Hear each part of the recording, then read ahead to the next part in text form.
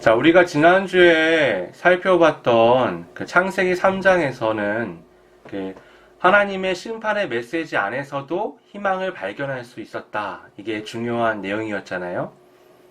비록 아담과 하와는 심각한 죄를 지었고 그 때문에 아주 고통스러운 심판을 받게 됐지만 그 심판의 메시지 안에서도 하나님의 사랑은 발견할 수가 있었습니다. 하와는 출산의 고통을 겪게 됐지만 그 후손 곧 예수 그리스도를 통해서 원수인 뱀의 머리를 박살낼 것이다. 그런 하나님의 말씀을 듣게 되었죠. 또 아담과 하와가 만든 임시방편에 불과한 그 치마 대신에 하나님께서 직접 가죽으로 옷을 입혀서 입히셨습니다. 그 가죽을 얻기 위해서는 동물들이 반드시 희생되어야 했는데요. 이것은 예수 그리스도의 대속을 예표하는 것입니다. 그렇게 최초의 범죄와 거기에 대한 심판의 메시지 안에서 예수 그리스도의 오심이 처음으로 이제 예고되었던 거죠. 그리고 시간이 좀 한참 흐릅니다. 그 다음에 아브라함 이야기에서 예수 그리스도의 오심이 예고됩니다. 흥미로운 것은 이것이 여전히 땅과 관련이 있다는 겁니다. 아담과 하와 그리고 뱀의 심판에서 우리는 흙이 계속해서 언급되는 것을 이제 보게 되었죠. 뱀은 평생 땅을 기어다니며 흙을 먹어야 했습니다. 하와는 마치 그 원어로 봤을 때 출산의 수고라는 것이 그 흙을 빚어서 그릇을 만드는 것 같은 수고거든요. 그런 과정을 통해서 자녀를 생산해야 되었죠. 아담은 평생 땀을 흘려야만 먹을 것을 얻을 수 있게 되었습니다. 그들 모두 아주 높은 하나님의 자리를 향한 욕망과 교만을 품었지만 하나님의 심판의 내용은 그들이 실제 주소가 흙, 곧 땅이라는 것을 보여주는 거였죠. 흙, 곧 땅은 매우 중요한 요소입니다. 아담과 하와는 에덴 동산이라는 땅을 떠나야 했죠. 그곳은 사람이 살아가는 데 있어서 이 최상의 조건을 갖춘 곳이었습니다. 무엇보다 거기에는 생명나무가 자라고 있었죠. 그러나 그곳은 더 이상 돌아갈 수 없는 금지된 지역이 되고 말았습니다. 그들의 죄 때문에 그들은 그 땅을 떠나야만 했죠.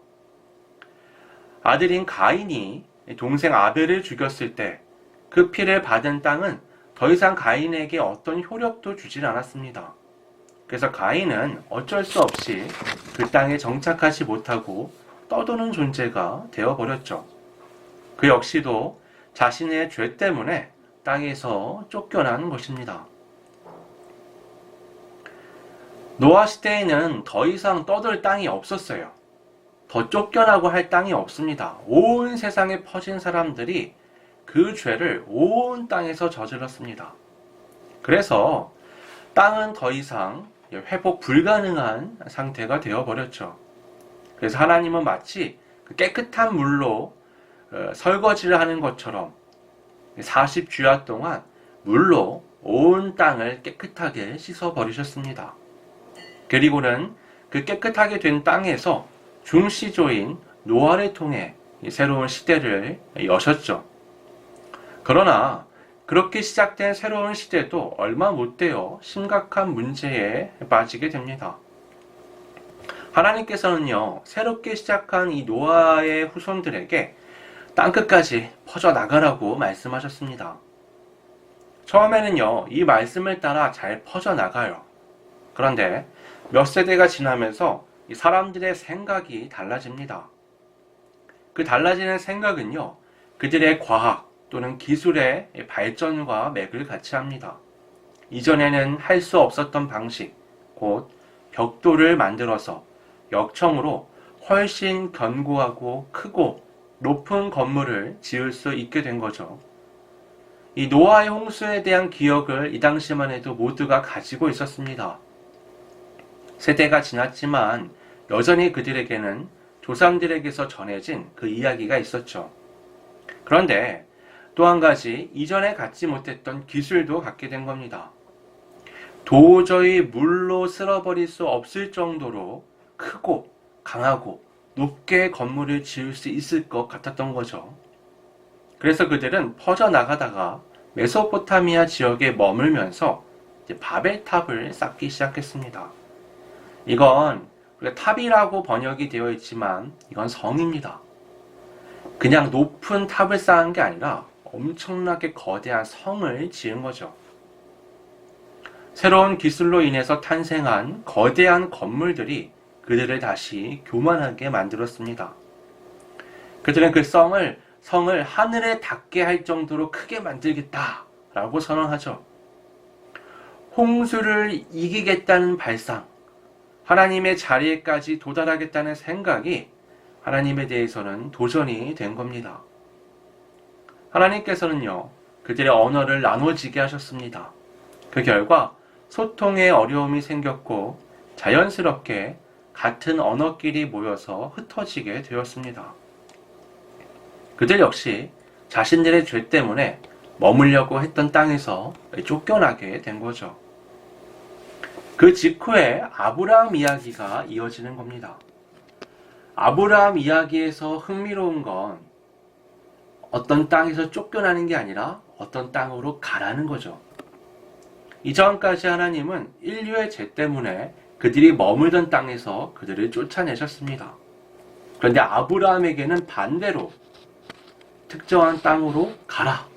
지금 머무는 땅에서 일어나서 특정한 땅으로 가라라고 지시하신 겁니다. 그리고는 그와 언약을 맺으십니다. 그런데 이 언약의 과정이 좀 이상합니다. 언약은 약속이잖아요. 약속은 쌍방간에 하는 겁니다. 서로가 서로에게 얻는 것이 있어야지만 약속을 할 수가 있어요. 예를 들면 어떤 물건을 매매할 때 판매자는 물건을 주죠. 대신 소비자는 돈을 줍니다.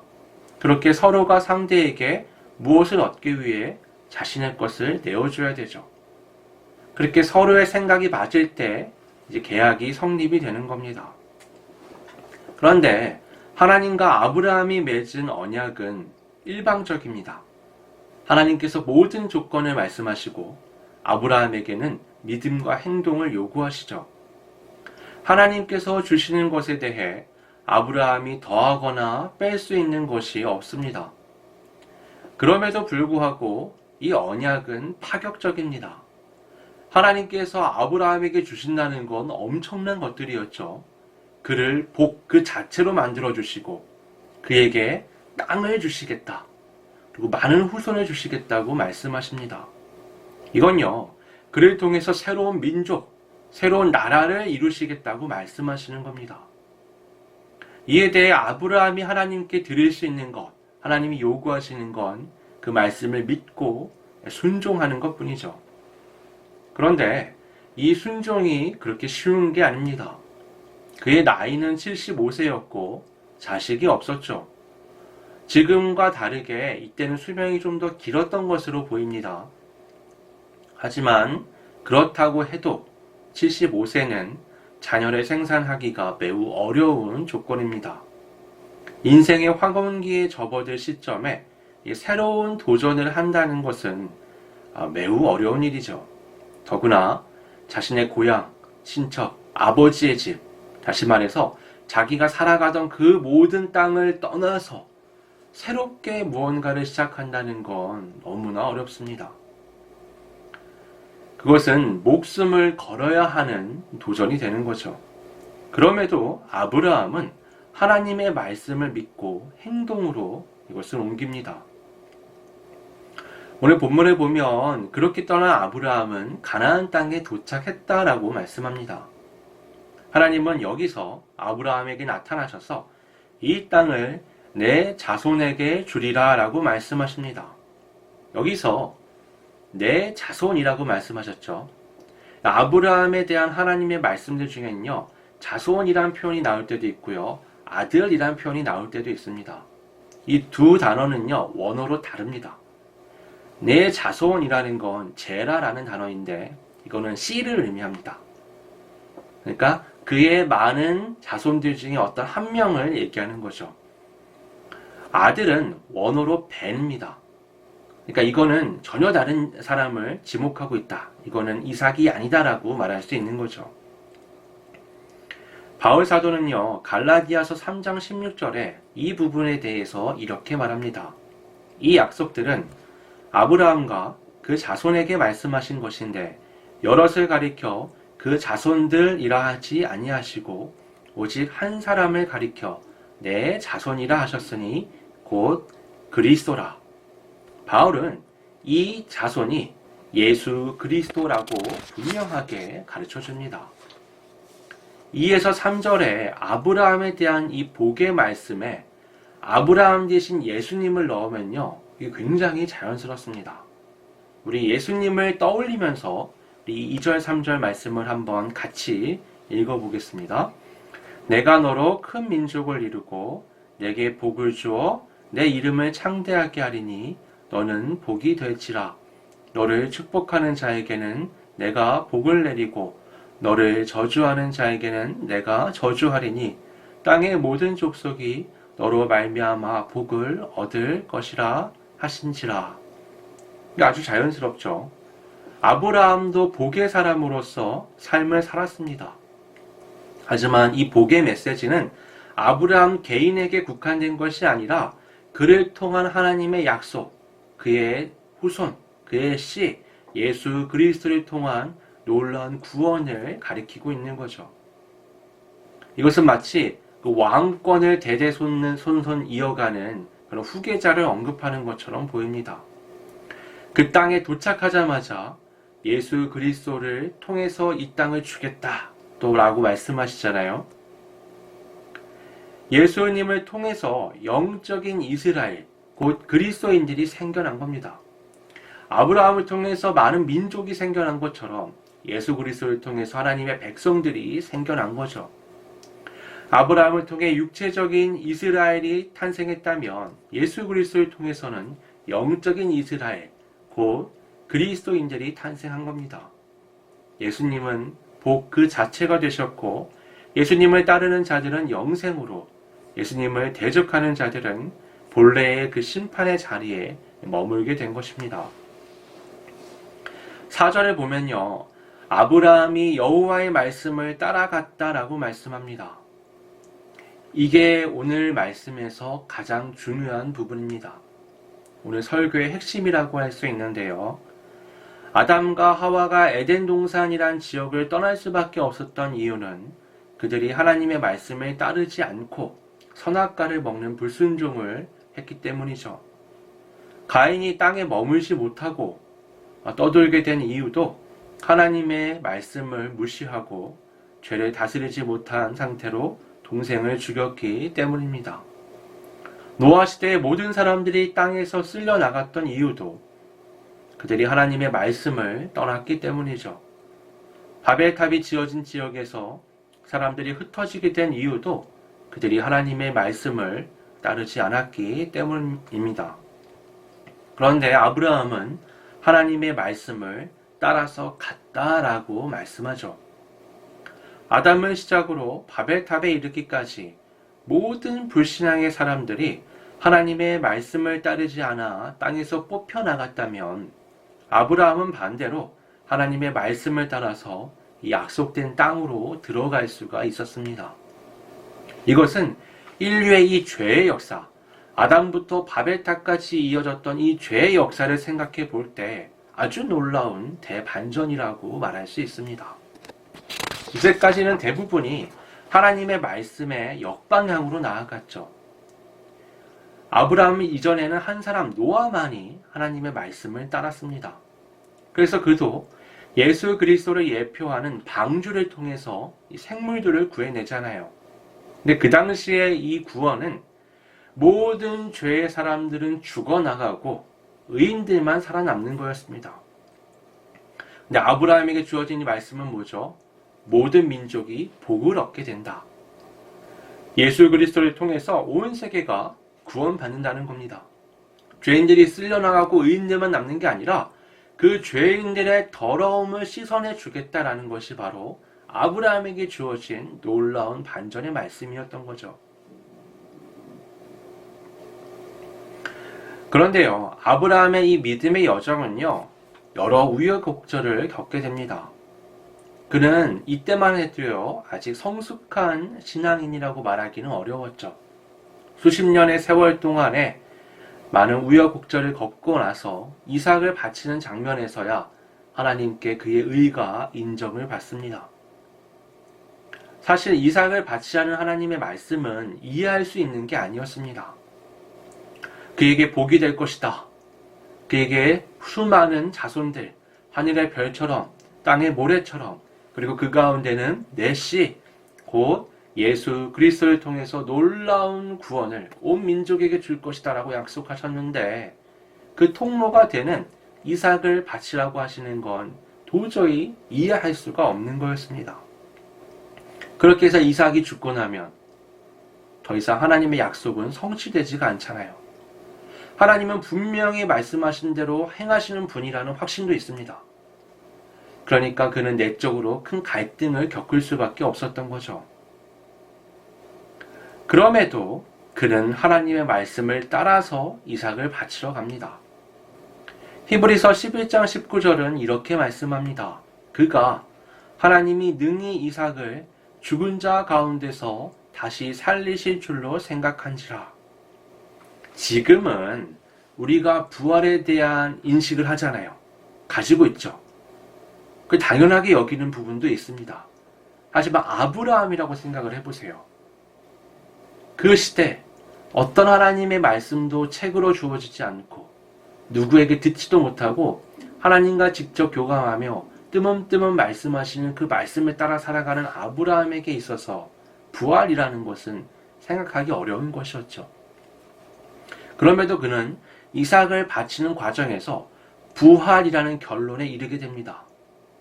왜냐하면 하나님의 말씀이 너무 모순되었기 때문에 이거를 이해해 보려는 몸부림 가운데 그 끝에 부활이라는 어떻게 보면 말도 안 되는 생각에 이르게 된 거죠. 그가 성경에서는 아주 자연스럽게 주저함 없이 말씀을 따라간 것처럼 보이지만 그가 내적으로 얼마나 하나님의 말씀을 믿기 위해서 몸부림쳤는지를 알 수 있는 겁니다. 내적인 고통과 어려움에도 그는 머뭇거림 없이 하나님의 말씀을 따릅니다. 이전에는요, 상대적으로 더 작은 일에도 아브라함이 쉽게 흔들리고 인간적인 해결책을 찾아다녔거든요. 그런데 가장 결정적일 때 그는 온전하게 하나님의 말씀에 순종을 했습니다. 하나님은 그러한 아브라함을 보면서 그의 의를 인정해 주셨죠. 그렇게 그는 모든 그리스도인들의 믿음의 조상이 된 겁니다. 아브라함은 하나님의 말씀 앞에서 오직 믿음으로 약속의 땅에 들어간 사람이었습니다. 그리고 그 땅에 인류의 구원자이신 예수 그리스도께서 탄생하셨습니다. 하나님께서 아브라함을 부르셨을 때 그는 자신이 갈 땅에 대한 어떤 힌트도 얻지 못했어요. 어느 방향이라든가 얼마나 멀리 있다든가 그 땅에 누가 살고 있다든가 아무런 것을 얻지 못했습니다. 그래서 성경은 그가 가나안 땅으로 갔다라고 말씀하지 않고 여호와의 말씀을 따라갔다라고 말씀하는 겁니다. 아브라함 눈에 보이는 무엇이 아닌 오직 하나님의 말씀을 신뢰하면서 75세에 그는 새로운 도전을 했던 겁니다. 물리적 세계에 묶여서 하나님의 말씀을 떠났던 아브라함을 비롯한 바벨탑까지 이어졌던 모든 불순종의 사람들과 비교해 봤을 때 아브라함은 진정한 믿음의 사람이다라고 말할 수 있는 거죠. 오늘은 대강절 둘째 주일이고 또 오늘은 특별히 우리 교회 설립 3주년이 되는 날입니다. 원래는 다 같이 모여서 식사도 하고 담소를 나눠야 하지만 그렇지 못해서 매우 아쉽죠. 성탄절을 기다리면서 오늘 이 시점에서 나는 하나님의 말씀을 따라 믿음으로 살아가고 있는가를 되돌아봐야 합니다. 어떠한 물리적인 장애, 인간관계의 장애, 세상적인 장애들로 인해서 하나님의 말씀을 제대로 따라서 나아가지 못하고 있는 것은 아닌가 고민해 봐야 합니다. 아브라함이 특별했던 한 가지, 그건 그가 믿음으로 하나님의 말씀을 따라갔다는 겁니다. 그 믿음이 하나님께 의로 인정을 받았습니다. 그 믿음이 바로 예수 그리스도의 오심으로 이어졌습니다. 그 믿음의 후손이 바로 우리들입니다. 우리의 삶 역시 오직 믿음으로 하나님의 말씀을 따라서 나아가야 합니다. 성경은 이렇게 말씀하죠. 오직 의인은 믿음으로 말미암아 살리라. 우리 대강절 둘째 주일을 앞두고 또 우리 교회 3주년을 맞이한 상황에서 오직 믿음으로 성탄 주님의 오심을 바라보며 나아가는 우리 모두가 될 수 있기를 바랍니다. 네, 기도하겠습니다.